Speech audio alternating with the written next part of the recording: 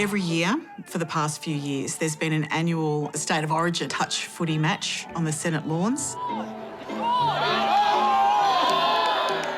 This year, it was quite the sight with the Prime Minister in the New South Wales Blues jersey, and then running on for Queensland is David Pocock, still very, very fit, professionally passing the ball. But lo, he is the now independent senator for the ACT. 3 cheers for the Queenslanders and Canberrans. Hip, hip. Hooray! Hip, hip. Hooray! Hip, hip. Hooray! He went to school in Queensland. Churchy boy. Africa's in Queensland. Fantastic. And there's actually all the stuff that I learned playing rugby that is really applicable to politics. Being able to take on board feedback, being part of a team, you know, working with people that you don't necessarily agree with, but you have this bigger commitment and purpose. The Albanese Government needs someone like David Pocock to get its agenda through. It's extraordinary. Someone who used to play for international football is now one of the most powerful people in federal parliament. I've been so frustrated with politics, and for me, you can either get cynical and check out and say, well, it's never going to change, and they're all a bunch of crooks, and just leave them to it, I'm going to get on with my life. Or you can engage and say, well, actually, we have this amazing democracy in Australia, and I can actually get involved and help change it and hopefully help make it better. I was saying to people, listen, I'm not a career politician. I haven't done this before, and I think that's what we need.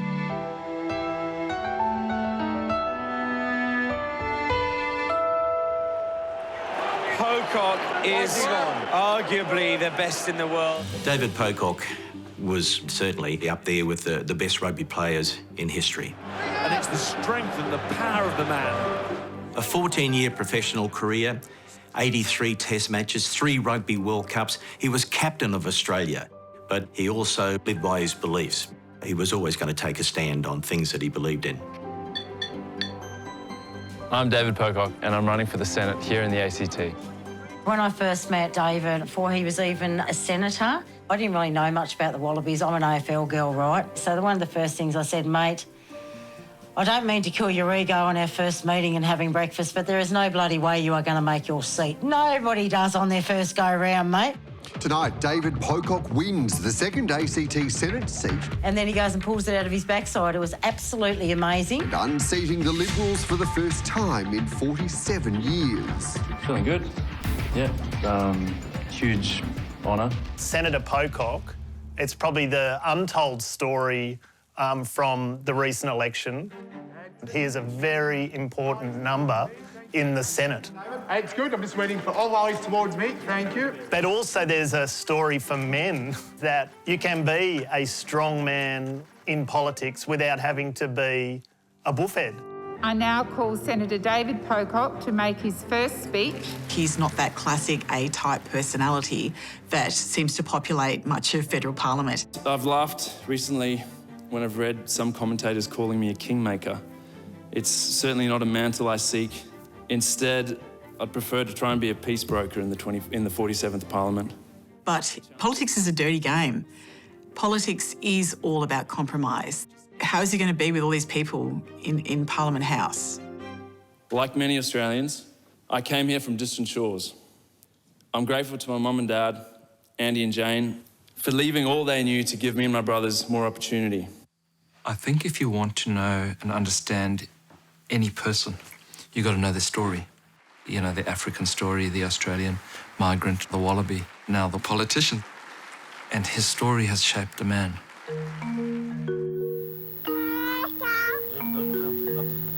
Dave grew up on a farm, which is right in the middle of Zimbabwe. What's your name? David Pocock. So Dave's one of 3 brothers. He's the eldest of 3. David was often just doing something that little bit differently. I've always been teasing my family for my love of birds. When I was a kid, I'd have like my bird book and like a list of birds in the area and try and tick them all off wherever we went. Shame, David. He's always kind of walked to his own beat in a lot of ways, hasn't really ever followed the crowd as such. I don't really remember developing an interest in rugby. I don't know, it always just seemed like a given. We were always passing with Dad or kicking to Dad or watching rugby on TV. Dave was always a freak child. He never used to be able to play with his age group because he used to hurt all the kids, so he always used to play up an age group or two, or else all the mums would complain. Go forward, David! That's it, David. I think since probably like 7 or 8, I knew that's what I wanted to do after I finished school, was play rugby professionally and one day play for the Springboks. I don't know, it was something that I really enjoyed and I wanted to be the best at it. David, hold on, Daddy's waist. I think as a kid I was fairly oblivious to, I guess, a lot of the history in Zimbabwe. And I guess looking back on it now, I was a privileged white kid. What happens if you pull these?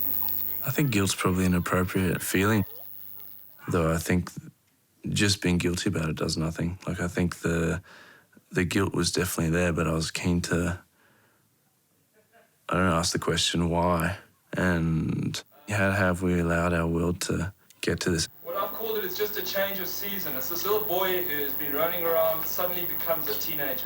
Zimbabwe, when the boys were growing up, was just really amazing. We felt relatively safe, there were no restrictions, but things changed and things happened politically that have changed all of that. These are tense and dangerous times in Zimbabwe's rural hinterland. Back in about 2000, President Mugabe decided that the land should go back to the people who had fought for the liberation of Zimbabwe. They were called war veterans. Mr. Mugabe insisted half Zimbabwe's white-owned land will be seized for black resettlement. Down with British imperialism and neo-colonialism. Given what was happening in other areas of the country, I remember being pretty scared. As a kid, all the different scenarios are going through your mind. I remember one time there were some people that we could hear in the area sort of coming along one of the farm roads from a neighbour's farm. We could hear them chanting, we could hear them shouting. So I just started screaming to the boys, grab what you want to take, get in the car, we're going. I think the final straw for us was when neighbours of ours who Andy had grown up with were ambushed at their gate. They lived about 20 kilometres away and he was shot and killed. And his son is a wonderful young man, and they shot him 9 times. After that, there was no turning back. We just couldn't bear the thought that that could have been one of our boys. Land was acquired through colonial settler robbery, but we are now the conquerors of those who conquered us yesterday. And I'm very aware that sort of a century before, whites dispossessed the blacks of some of their farming areas. So there was an axe to grind. Did land redistribution need to happen? Yes, it did. Just the way it was done was really unjust, and the violence wasn't necessary. Leaving Africa was traumatic. It was terrible. You felt like you were letting the other people staying behind down. My dad told me that we were breaking up the family and we were destroying, and we just said, well, we're sorry, but that's what we feel we have to do. We arrived in Australia and it was just the 5 of us, and we had, remember at the airport we picked up 11 suitcases, and that was us. Good morning, Australia. We have some very smart future churchy boys. The move was tough, a lot of anxiety and issues. I think my coping mechanism was sport. That's what I threw myself into, I became obsessed about. I knew I had some trauma stuff in there or some experiences that I needed to actually tell people about and talk through. But in my mind, it was, there's people way worse off. I've got this opportunity, I've got the sport. That first summer holiday, I would go down to the library and just hire out books and do training sessions from them. I had this weird thing that in my head, I had to do 450 crunches a night or else I was going to get fat. Or like if I didn't do it, I was mentally weak. I think he was 14, and we hired a boat at the Whitsunday. And David wouldn't come because he couldn't train. So the only way we could get David on the yacht for a week is we hired a trailer, took his full bench press, all his weights, and he would literally be doing bench press and all his gym on the back of the yacht every day on the Whitsundays. I mean, who does that? David playing with the rugby ball as usual. Dave was always on a mission when he was about 15 or 16. We really didn't get a look in. If it wasn't about his training, get out of the way, because he was just a bit obsessed at the time. I certainly now wouldn't have liked me then if I had to live in the same house. It was all about me a bit. I just thought he was a dick. I thought I was doing everything I could to, I guess, become the best athlete and the best rugby player. We couldn't go for a family meal because we couldn't find low enough fat food. So it was always a drama. So it wasn't, maybe this is a problem. We knew it was a problem. I took him to a dietitian, and she was brilliant because she just said to Dave, OK, David, you want to maintain this level of training, this is how much you have to eat. And she was dealing with his nutrition, but she was psychologically, she hooked into what was happening. In year 11, he injured his knee, and he was very disappointed straight away to have that injury. But what he did over the rest of that season was to absolutely transform his body. He was 78 kilos when I met him, and by the time he had come around to play first 15 in 2005, he was about 90, 95 kilo. As a schoolboy, Dave got invited by the Western Force to go across to Perth, and they offered him a contract. And yeah, he left home and became a professional at 17. Quick hands. Pocock for the corner! And the Zimbabwean born, number 7, David Pocock. Australian under-19, Australia 8. It soon became very obvious that he had a lot of ability because he captained the Australian under-20s, and a year after that he made his Wallaby debut. So it was a very quick rise to the top. How many 20-year-olds make their test debut in a Bledisloe Cup match in Hong Kong? Getting the opportunity to represent Australia and play for the Wallabies was really a dream come true. That had been the drive for so many years. When Dave and I first met in Perth in 2009, I've definitely found him very interesting at the start.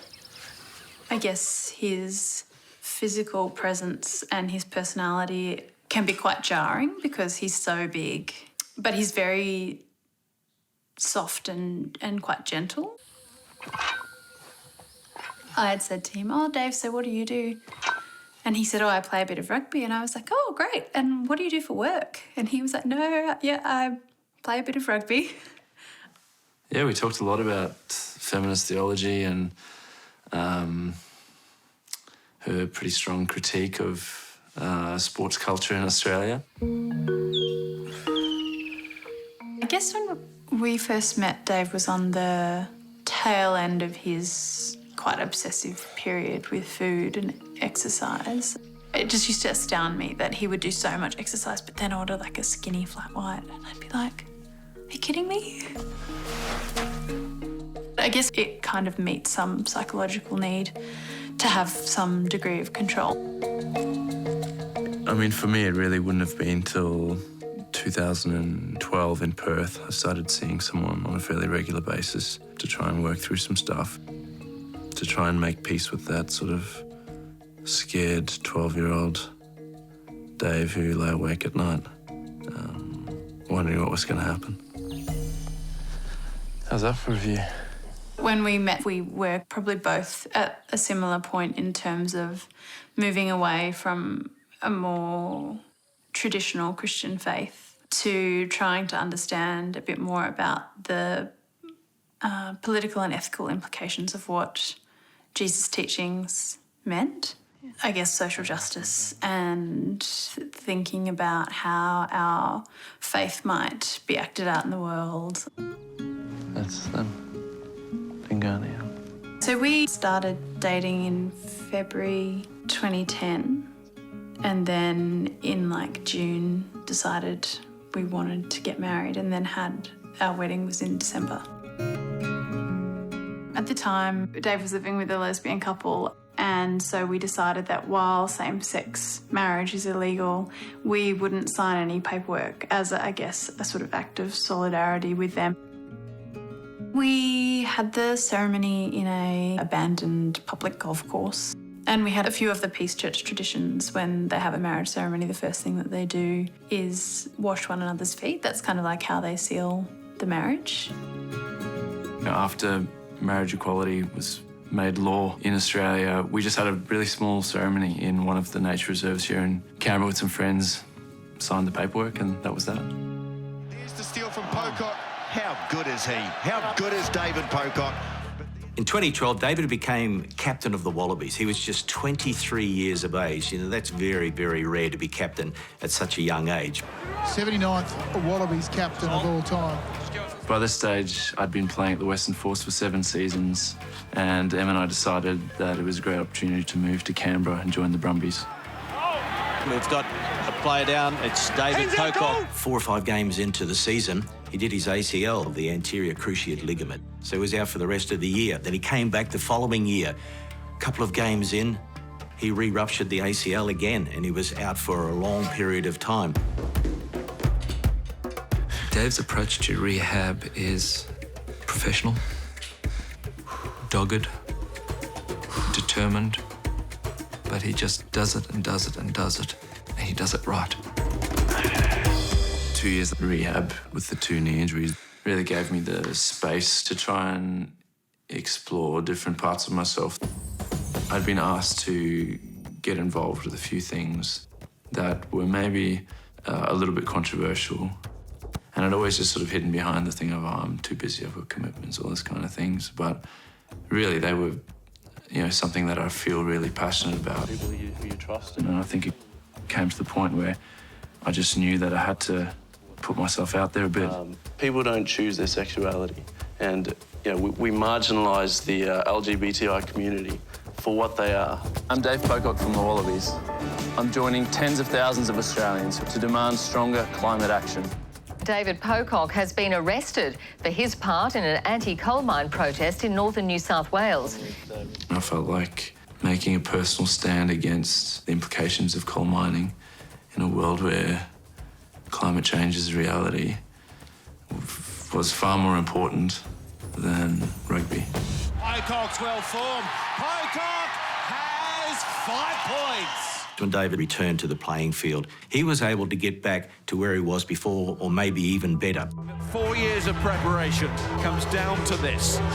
The most important rugby game on the planet. 2015 Rugby World Cup, David was at the forefront again. The Wallabies made it all the way through to the final. Brilliant work from Australia. But it ended in heartbreak because New Zealand won that one. I'm still pretty disappointed, to be honest. I guess it's one of those things that you'll think about for the rest of your life. David's 3rd Rugby World Cup was in Japan, 2019. The Wallabies were knocked out by England in the quarterfinals. He just knew that after that World Cup, he wasn't going to play any more games for the Wallabies. And that was a pretty devastating way to go out. Physically and mentally, it felt like it was time to move on to something else. And there were other things that felt pressing and important and daunting, but it was time to take that step. Is this where the giraffe drink from the top? Dave and his brother Steve spent most of 2021 working on a big conservation project in the southern part of Zimbabwe. Dave and I kicked off this project recognising that, you know, this is a place that we're from and wanting to go back there and contribute. I guess there is a conundrum where the world's most spectacular animals live among the world's poorest people. So the only way of preserving these animals and their habitat is establishing a model where the people who live among them can really benefit. In August last year, while Dave was in Zimbabwe, We were approached by a group called Proact, who were like the local Voices of group here in Canberra, and they had set out to try and find a candidate to run as an independent to represent the ACT in the Senate. Yeah, well, we had kitchen table conversations with hundreds of people across the ACT last year, and the things that we heard were people were disillusioned with the state of politics, keen for change. We asked people, what sort of a candidate might you like to see? And there was only one name that kept on coming up time and time again, and that was David Pocock. We kind of just dismissed it out of hand. It just seemed like a ridiculous thing. But the more I thought about it, I just couldn't get past the opportunity that it was to actually represent a community I loved. And there's these really big things that I care about, and so many of them align with what people in the ACT care about. Action on climate and the environment. Integrity was something that kept coming up. Another thing here in the ACT is territory rights for voluntary assisted dying laws. By the end of November last year, we made the call, and within 2 weeks, we'd kind of launched this crazy Senate campaign. A round of applause for the man who is putting himself up as the independent candidate here for the ACT. Please keep making noise and introducing to the stage David Pocock! There was an instant reaction from everyone, especially the Liberal senator at the time, Zed Seselja. The sitting Liberal senator admires Pocock's rugby prowess, but less so his politics. He's, I guess, best known for being arrested for a Extinction Rebellion style stunt, chaining himself to a bulldozer. So he obviously brings something of that radical green tinge, but, you know, good luck to him. Throughout the campaign, David was very clear that he had received backing from Climate 200, but most of the donations were very small and from just regular people in the community. Housing affordability and cost of living pressures also come up a lot. And at the start, it was, how can we make politics about people again? And that was kind of our guiding star.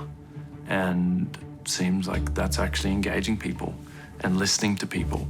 Most people want some sort of saner, more centrist path where we're actually building the kind of future that we all want. As an introvert, having all these conversations, like I think I've probably talked to more people in the last 6 months than the last decade. That's the really exciting thing about being an independent, is that I've got no party line to toe. I don't have to, look at a camera and lie. And then we had the pushback from the group Advance Australia. Now, this is a group that's tied to the Canberra Liberals, and they spent a lot of money and a lot of attention on David Pocock's campaign. They riffed on him being an extreme Green and someone who was hiding his Green credentials. Conservative lobby group Advance Australia would have you believe the former rugby player is part of the Greens. I can't tell you just how outraged the community was when the core flutes of the fake Superman went up. People were just disgusted. The Electoral Commission ruled that those ads were deceptive and misleading and that they should be pulled down. By the time we got to the election, we had 2,200 volunteers signed up. On the night, the numbers looked really good. So there was a real sense in the room of like, this is going to happen. The Australian Electoral Commission today formally announced that David Pocock has won the second ACT Senate seat. And it was an historic achievement that someone who didn't represent the major parties was suddenly a territory senator. I picked up the phone after he was elected to Parliament, and he's a very reasonable man to actually talk to. But it's like anyone, state the facts. Let us know the truth about what you're trying to push in this Parliament.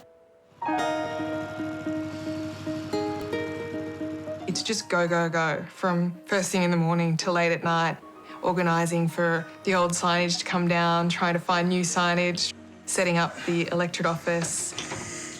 Moving in. First 2 weeks were big. There's a lot to learn in terms of the process in the Senate, but also getting across all the legislation. I think there were 18 bills that they were introducing in the first 2 weeks. In order to get legislation passed that's controversial or that the opposition don't support, the government will need the support of the Greens and then one more vote. So that one more vote could be David, it could be one of the Jackie Lambie Network senators, one of the One Nation senators, or new UAP Senator Ralph Babbitt. This puts David in a pretty unique position. David Pocock's agenda aligned very much with the Albanese government's starting point, so it's more likely seen that David Pocock is the one to get things through. You know, we've got this massive opportunity through decarbonisation. The number of emails for meeting requests, phone calls that we get, lobbyists just trying to pop in. We ended up locking our door during the sitting week just so we could actually get some work done. Are you on now? Yeah, I'm just beyond now. When you're that key number in the Senate, you have to make decisions about all of government, about issues that you haven't thought about before. They're not part of why you're in the parliament, but you're under enormous pressure. And that's probably where the landmines are, is those issues that you're not confident on and you've just got to make a call. I look at him and go, you're the captain of the bloody Wallabies team, mate. You had a big job. I can only imagine the pressure on him back in those days. I don't think that will be a problem of his. So tomorrow we've got a meeting with Bowen's office on the proposed carbon impact assessment, and Camilla from Senator Lambie's office is going to come to that as well. I've had a lot of discussions with David. He seems to have a lot of common sense. And what we're trying to do is use the block of three. So basically they have to deal with the three of us. That's myself, Tammy, and of course David. So that way we're not batting against each other. It actually gives us a lot more power, especially when you've got to put through amendments which make a bill better.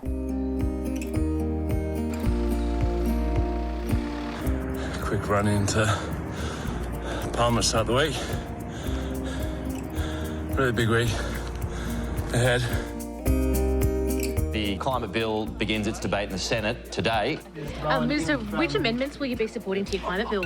We'll be supporting sensible amendments which are in keeping with our agenda, as we did. It's a big week for the Albanese government in regards to the signature climate bill, which would enshrine a 43% carbon emissions reduction target for Australia by 2030. It has hit the Senate. My question is to the Minister representing the Minister for Climate Change and Energy, Senator Wong. David Pocock's become suddenly a very, very important person in this parliament. Given the need for transparency and accountability and ultimately integrity in our carbon markets, will the government commit to including a review of the regulator? The climate bill, 43%, is something most people want to see happen. I don't think it's ambitious enough. But clearly a more ambitious target isn't on the table. So for me, it's about the integrity of that 43%. Well, I think David's doing some very hard bargaining, considering that the Labor Party did not want to touch any amendments whatsoever. He certainly pushed them right to the edge, and good on him. I mean, talking to Jackie and Tammy, the discussion has been how do we ensure this 43% that we're actually going to get there? And that's where the idea of actually reporting in the budget of how our spending's going to affect emissions going forward. We won't be rubber stamping it. We want the government, the Commonwealth, to be accountable for the money it is throwing out to reduce emissions. But I've had very good and constructive conversations with Senator Pocock. He's engaged, as you would expect. We've settled on some amendments that I think will actually strengthen the bill. I feel that David Pocock really needs to understand what he's doing. Yes, we are having climate change, but is it really due to humans? I don't believe it is. What is the impact of human carbon dioxide on any climate factor? Nothing at all has been ever provided on that anywhere in the world. It seems like a pretty sad day in Australia when in 2022 we're hearing arguments about climate science. After however long of the bullshit that Australians have had Senator to... Pocock, that language is not parliamentary. I ask that you withdraw. Senator Pocock, I ask that you find another term to use. I withdraw this truth. Thank you. In 2022, to be trying to debunk climate science in 10 minutes, I think is why Australians are so frustrated. Well, David Pocock is going to have the final say in this place, whether legislation gets passed or not. And it's got nothing to do with the ACT. His decision will impact all Australian. The Albanese Government is hailing the passage through Parliament of its 43% emissions reduction target. Labor's more ambitious climate plan passing its last big hurdle. 37 ayes and 30 noes. The matter is resolved in the affirmative. Swamp wallaby or something. It's been really nice for me to see him step into this new role where he's able to be more of himself in public than he was when he was playing rugby. VTech saying that the federal government will put 880 mil towards light rail. And I think he's really aware of, you know, that idea of not letting the perfect be the enemy of the good, but actually wanting to make progress because we don't really have any more time to waste. Good noise for a small bird. The territories get 2 senators and they only get 3 years, so you've got to get cracking, which is great. That's why I'm here. I want to get stuff done. I want to actually deliver for people in the ACT. I want to be a senator that they are proud of.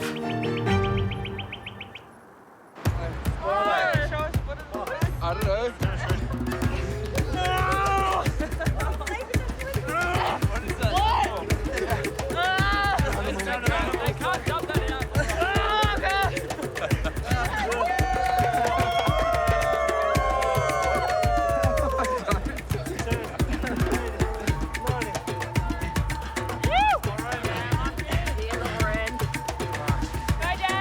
Go,